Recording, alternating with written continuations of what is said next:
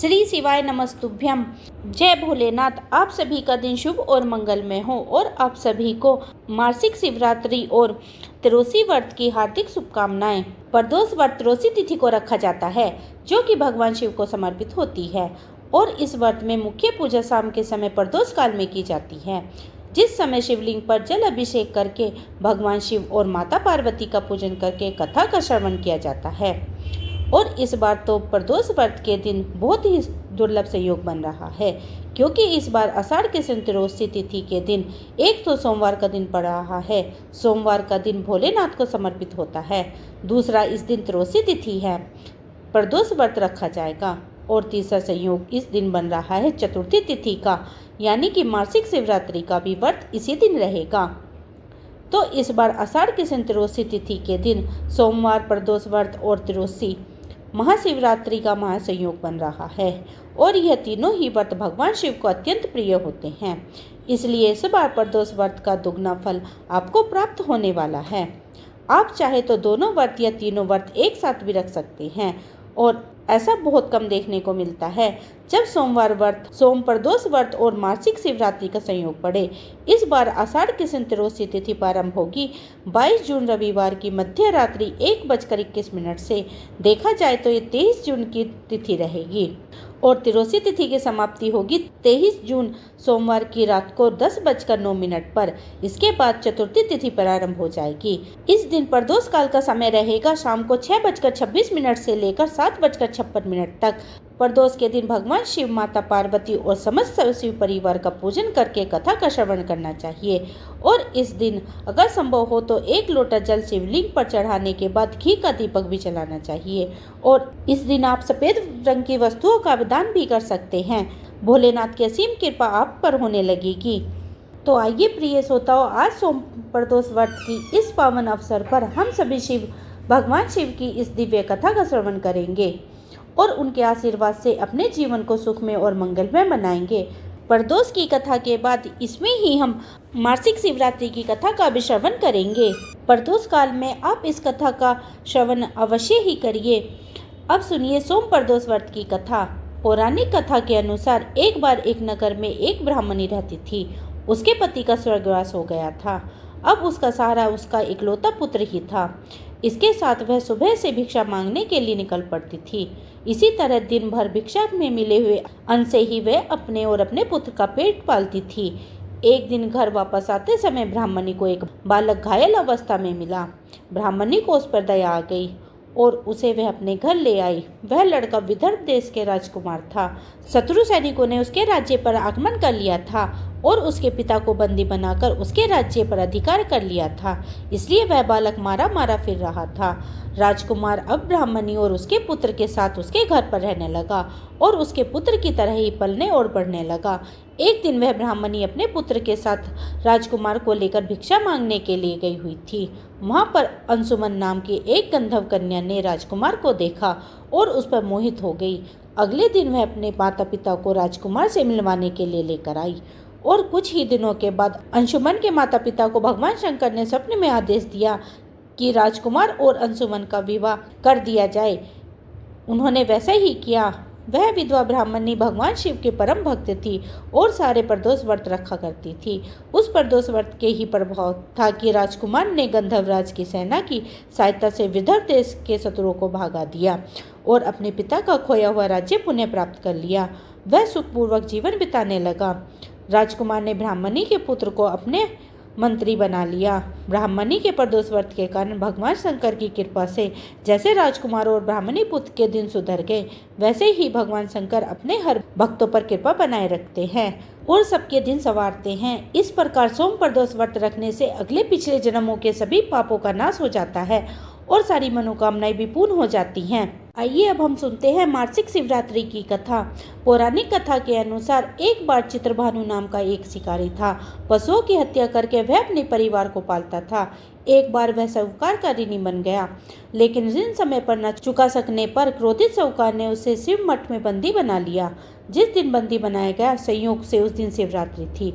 बंदी रहते हुए भी शिकारी मठ में शिव संबंधी धार्मिक बातें सुनता रहा। वहीं पर उसने शिवरात्रि व्रत की कथा भी सुनी। संध्या होने पर साहूकार ने उसे बुलाया और ऋण चुकाने के लिए पूछा। तब शिकारी ने अगले दिन सारा ऋण चुका देने का वचन दिया। साहूकार ने उसकी बात मान ली और उसे छोड़ दिया।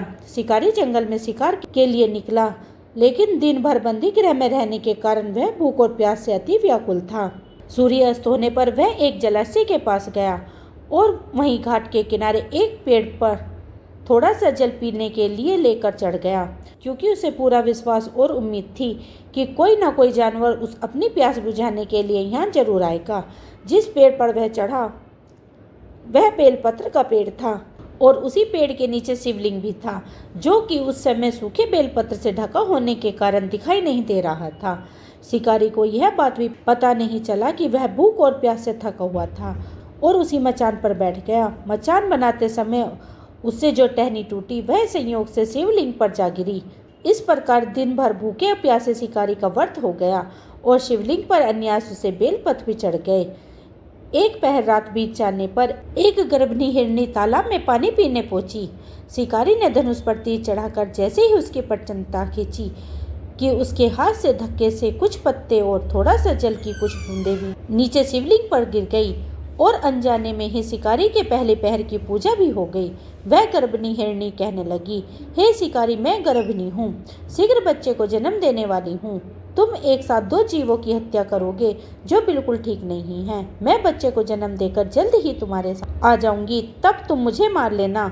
सुनकर शिकारी को उस पर दया आ गई और उसे अपने धनुष की प्रचंडता ढीली कर दी। देखते ही देखते वह हिरनी जंगली झाड़ियों में गायब हो गई।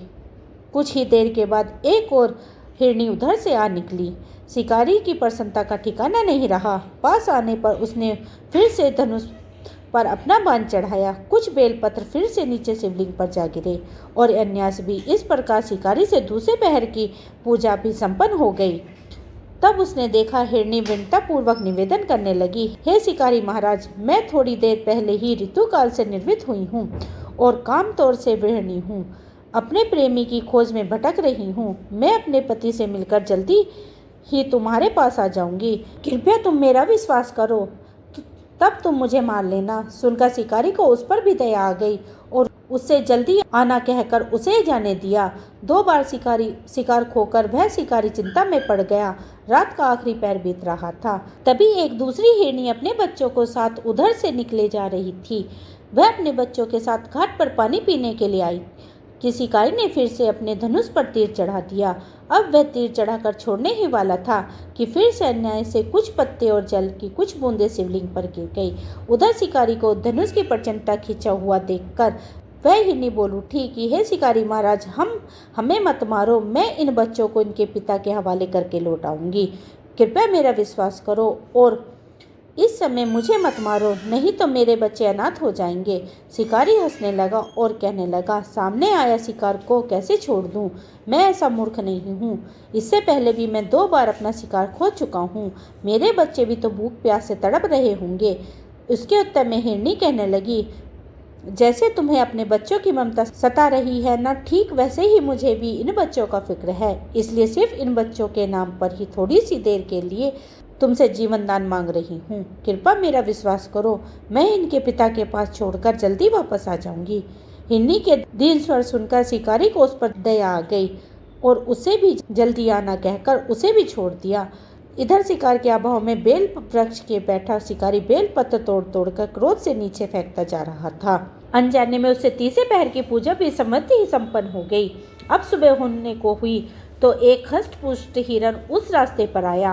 अब तो शिकारी ने सोच लिया कि इसका शिकार तो वह अवश्य ही करेगा, इसे किसी भी प्रकार से जाने नहीं देगा। इधर शिकारी ने तनी पर चिंता देखकर वह शिकार हिरन समझ गया शिकारी मुझे जरूर मार डालेगा। फिर भी उसने विनती करके कहा कि भाई, अगर तुमने मुझसे पहले आने वाली 3 हिरनियाँ और उसके छोटे छोटे बच्चों को भी मार डाला है तो तुम मुझे मारने में बिल्कुल देर मत करो, ताकि मुझे उनके वियोग में एक क्षण भी दुख न सहना पड़े, क्योंकि मैं उन हिरनियों का पति हूँ।